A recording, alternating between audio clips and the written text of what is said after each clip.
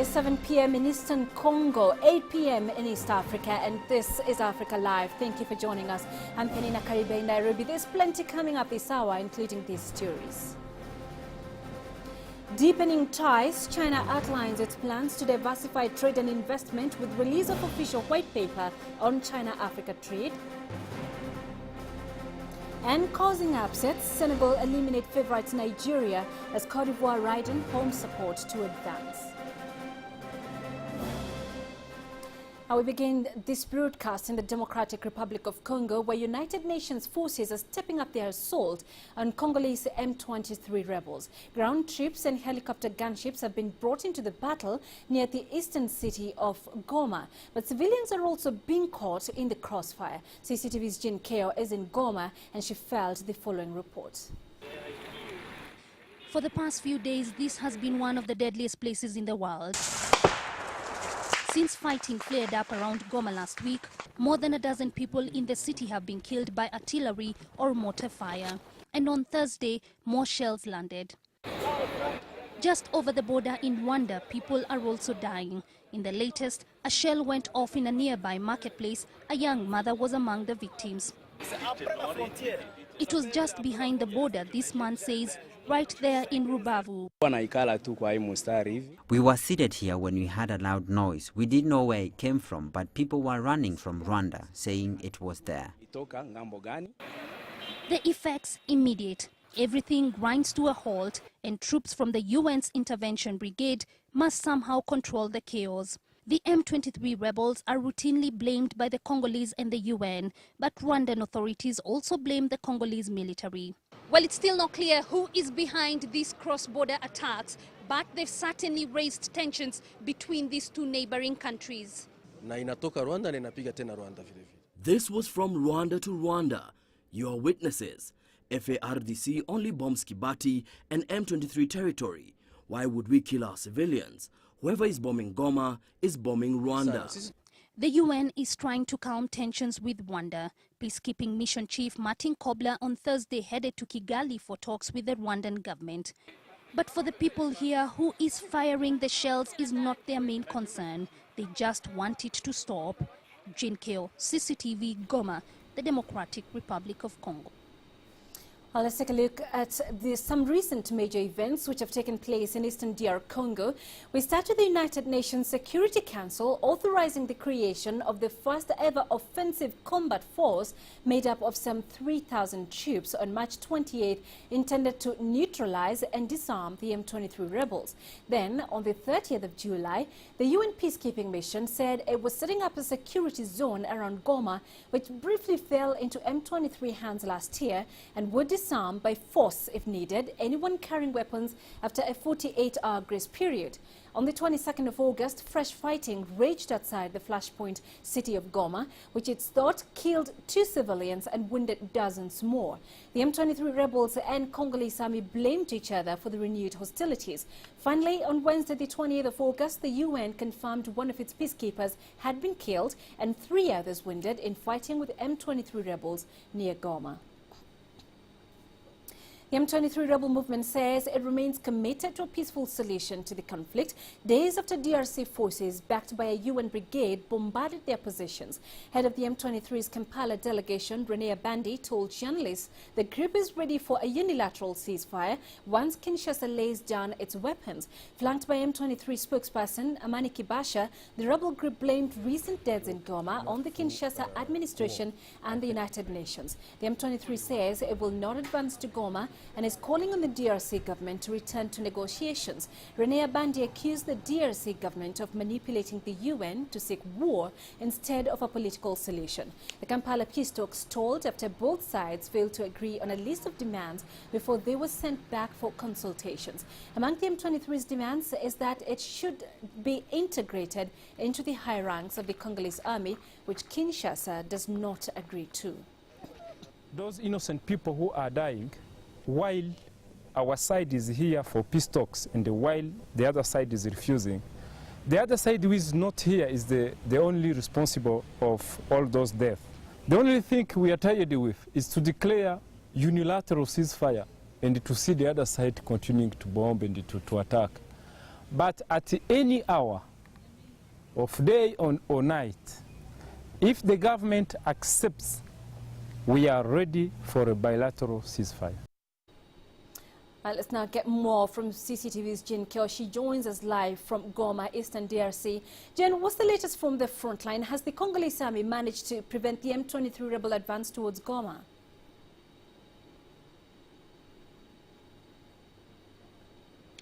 Well, Penina, FRDC appears to have done that so far, even though it's still unclear how much ground they've made in pushing back the rebels, the M23 rebels. We do know the M23 are in Kibati, about 12 kilometers from Goma. Now, FRDC claims to have pushed them back further. How far, we still don't know. M23, of course, claims otherwise. Now, there's a lot of back and forth going on between these two sides, even as the fighting rages on. Again, we still don't have the exact figures or official figures on the casualties, save for the fact that we do know a UN peacekeeper was killed yesterday. Several others were injured. We know that the government side has also bore its fair share of casualties. So there's an air of uncertainty here in Goma as we wait and see what's going to happen next.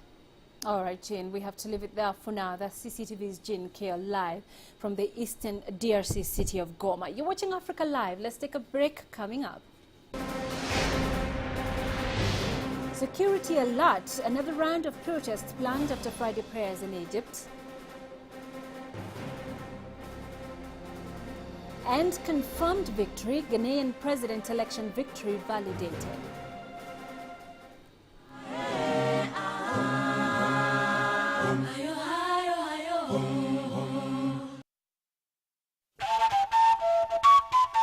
I have a dream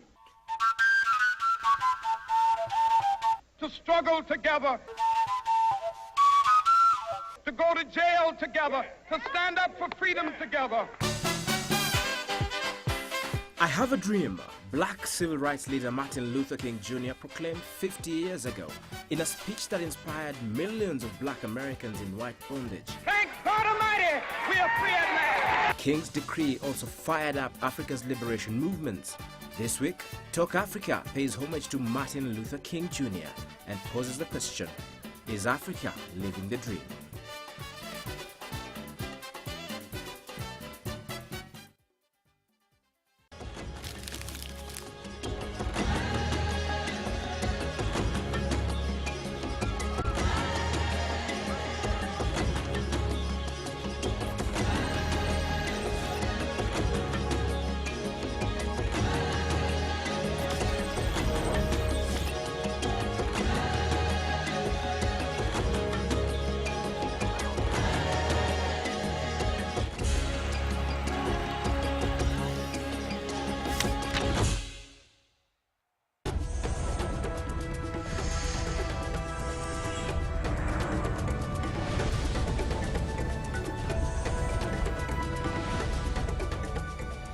Welcome back to North Africa now, where Egypt is bracing for more protests on Friday. Supporters of ousted President Mohamed Morsi are calling for countrywide demonstrations, but it's not clear just how many people will heed the call. Here's CCTV's Robert Nagila with more details. It's been billed as the protest of martyrs.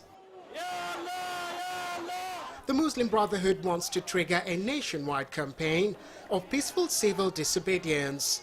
And it's promising the biggest rally since Mohamed Morsi was ousted almost 2 months ago, with protests in the streets and squares of all Egypt's 27 provinces. Friday is not a decisive day. It is the beginning of a new stage of the peaceful popular resistance. We will go out from all mosques and concentrate our efforts in Cairo. Recent rallies have fizzled out, largely thanks to a crackdown by security forces. At least 5,000 people have been arrested, including most of the Brotherhood's leadership. But if Friday's protest does draw the numbers, observers say it may succeed in re-energizing the pro-Morsi movement. And perhaps in reaction to this, the interim government appears to be softening its stance on the inclusion of the Brotherhood in Egyptian politics. It, however, says this will largely depend on the action of its supporters. At least 1,000 people have been killed in the crackdown, but security forces retain a lot of support among ordinary Egyptians. And many are confident Friday's protests will also be contained. I know for the revolution, for changes, can face a lot of problems. So this is a very normal thing happen. We're never gonna be like, we cannot compare like the thing happen in Syria or Libya. We never be reached the same level.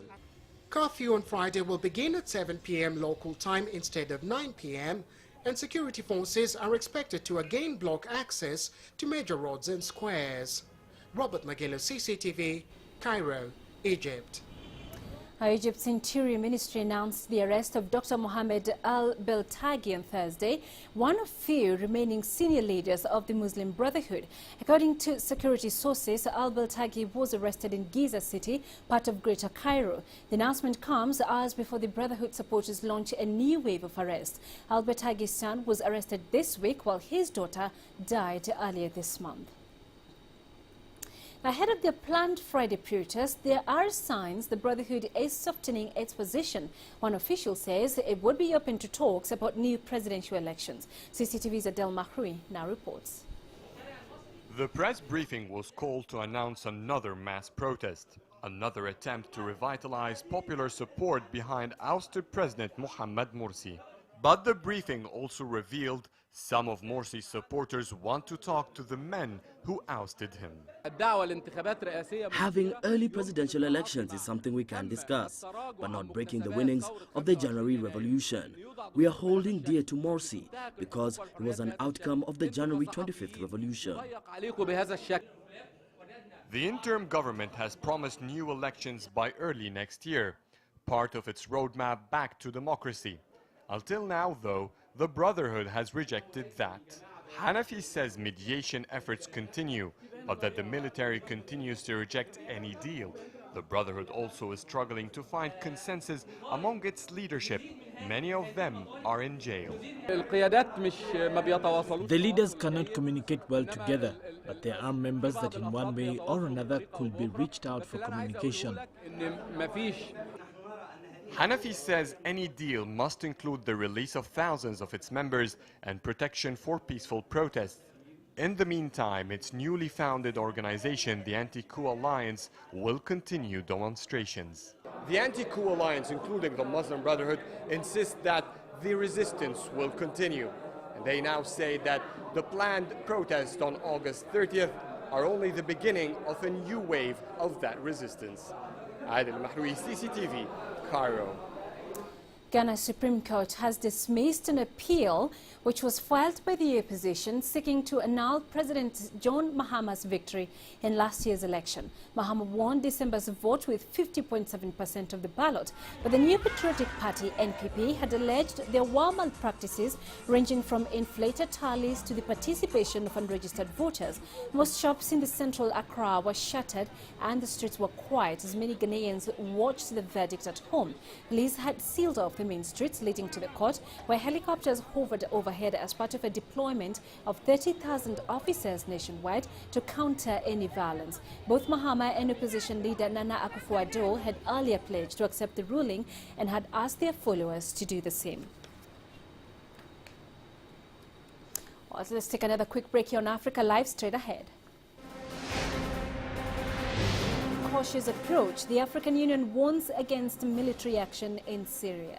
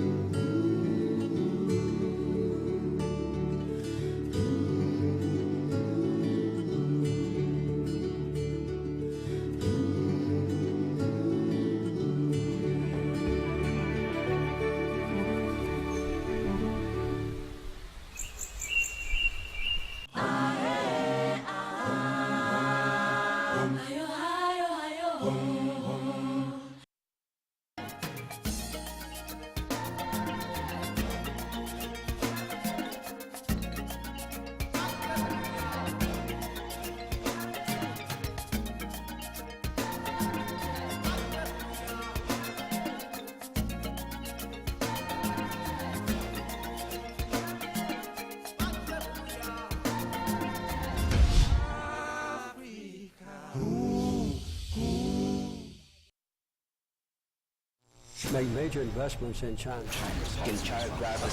Why we are leaving for? That's a fundamental government Position on China's By leaders. I think that's frustration. Have a dialogue, political change and human rights. Don't you think you human rights ethics?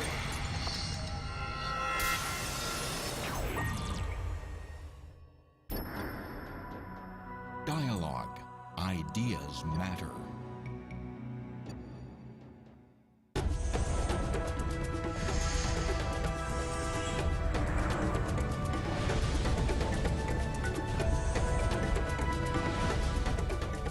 Welcome back. Let's revisit the DRC, where United Nations forces are stepping up their assault on Congolese M23 rebels. Ground troops and helicopter gunships have been brought into the battle near the eastern city of Goma. And of course, civilians are getting caught in the crossfire. Let's get more details now from Nick Harper. He's joining us live from Washington.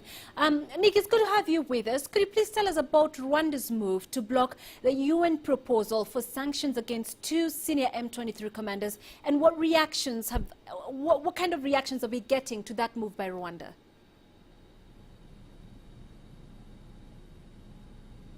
That's right. This is something that was discussed at the UN Security Council. It was a proposal brought by France and the US, a joint proposal from them, to try and bring sanctions against 2 men, the military spokesperson for the M23 rebels and an M23 commander. One of them was accused of executing a man that he thought had been a thief. So they brought this evidence to the UN Security Council. They wanted to impose more sanctions. These people already have a travel ban on them and some of their assets have been frozen, but they wanted to add more sanctions on top of that. However, Rwanda said that it couldn't support that action. It was the only country out of the 15 member states within the Security Council to veto that plan, and they said that their reasons behind it was that they felt the evidence that had been brought by the US and France was very poor, that it wasn't strong enough to make a case for sanctions against the 2 men. They also felt that by adding these sanctions to these 2 M23 people, it would destabilize the region further. It wouldn't help to contribute to any of the peace efforts that are currently ongoing, and it may also ruin the chances of the peace talks in Kigali between the M23 and the Congolese government. So they said that they couldn't support it, and also at the same time they mentioned that they had reports of shelling across the Rwandan border that had killed a couple of people, shelling that they say had been carried out by Congolese troops. So they were very much in opposition to plans for those sanctions. So Nick, we now have 1 UN peacekeeper dead already in the eastern DRC. Is this perhaps a sign that the UN engagement in the DRC might be a protracted one?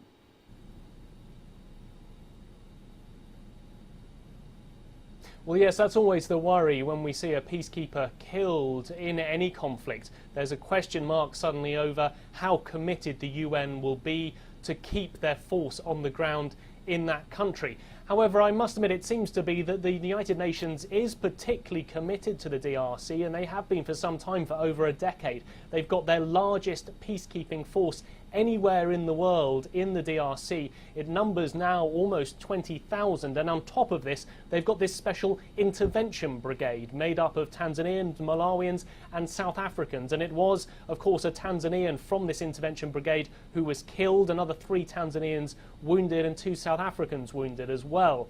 So there does seem to be this commitment from the United Nations. I wouldn't think that it would mean that they will now try and pull out troops or scale back what they're trying to do. And in fact, we've heard from the Secretary General, Ban Ki-moon. He said that he condemned the killing of the Tanzanian soldier. He passed on his condolences, but at the same time he reiterated the United Nations commitment to the DRC, to this eastern part of the country where the fighting has been ongoing. And it seems that the mission there to take on the M23 rebels will very much continue despite, unfortunately, this killing. All right, Nick Harper, live for us in Washington. Thank you, Nick, for joining us. Now let's go to Ethiopia, where the African Union has taken a position on the ongoing crisis in Syria. The Syrian government has denied it is behind a suspected chemical attack near the capital Damascus on the 21st of August, in which hundreds of people are reported to have died. It instead blames opposition forces. This has prompted an external military intervention debate, something the EU says it's opposed to. Our correspondent Grim Chala brings us more details about the AU's reaction from Addis Ababa. The African Union says now is not the time for military action in Syria. The AU has condemned the use of chemical weapons and says it is saddened by the death of civilians. But is also calling for more talks with Damascus and says the UN's investigating team on the use of chemical weapons must be given time to report. Now, the AU was fiercely opposed to the airstrikes on Libya. So many members remain wary of any Western military intervention with or without a UN resolution. But several African Union members also are members of the Arab League, and it released a particularly strong statement on Tuesday calling for the UN Security Council to act. Grumjala, CCTV, Addis Ababa, Ethiopia. In a related development, the South African government has opposed the military action in Syria. It is calling on both sides in the Middle East country to negotiate to solve the escalating crisis. CCTV's Guy Henderson has more details. Now, the South African government has condemned the use of chemical weapons in Syria, but it has stressed that it wants UN weapons inspectors to be able to complete their work first and foremost, and that when they have, it should be the UN primarily that decides what action may be taken next. Officials here, though, have already said that they are not in favour of military action. They say that that will only increase the suffering of the Syrian people. They are calling for a resumption of dialogue, a resumption of those peace talks, and that, of course, is something they've called for all along, very much drawing on their own experience and their own path towards peace here in South Africa. Now, one man that played a very prominent role in that path towards peace in South Africa, Archbishop Emeritus Desmond Tutu, has also spoken out on this issue, saying that he believes that any military action inside Syria is likely to be too risky and essentially counterproductive. Guy Henderson, CCTV, Johannesburg. Meanwhile, China says there should be no rush to prejudge the findings of a UN inspection team. China's Foreign Minister Wang Yi repeated that China opposed anyone using chemical weapons, but said military action would not help. Meanwhile, the Chinese embassy in Syria has made full preparations to guarantee the safety of the Chinese people in the country. The Chinese ambassador to Syria, Chang Xun, has released details of the planned measures amid the threats of Western military strikes on Syria. In addition to the embassy staff, there's still 30 Chinese in Syria. These people include the overseas Chinese, students, workers in Chinese-invested firms, and journalists. The embassy is watching current situation closely and keeping in constant contact with the Chinese people in Syria. We have urged them to evacuate as soon as possible. Vehicles and evacuating routes have been prepared. We also keep in touch with nearby embassies. We will do our best to ensure a safe evacuation for the people if any emergency happens. To Uganda now, and authorities in Kampala are making a fresh attempt to rein in the capital's notorious motorcycle taxis, known as boda bodas. They're the quickest and cheapest way to get through the clogged city. But all too often, journeys from A to B end in hospital. CCTV's Isabel Nakiria has more. Few would choose to get around the city this way, but more and more Ugandans are forced to. They're effective when it comes to movement. They'll get you there on time. For boda boda rider Stephen Baguma, he says this sort of maneuver is the only way his passenger will get to his destination on time. Baguma is something of a veteran. He's done this for 5 years and supports his family. I started by riding someone's bike, but now I own one. My children go to school and they look good. I look good too. Baguma is among more than 200,000 boda boda riders thought to operate in Kampala. few motorists are fans. You drive this way, he's overtaking at the same spot. You stop, he's at your bumper. He knocks you and instead insults you. They do not have discipline. But boda riders provide a vital service.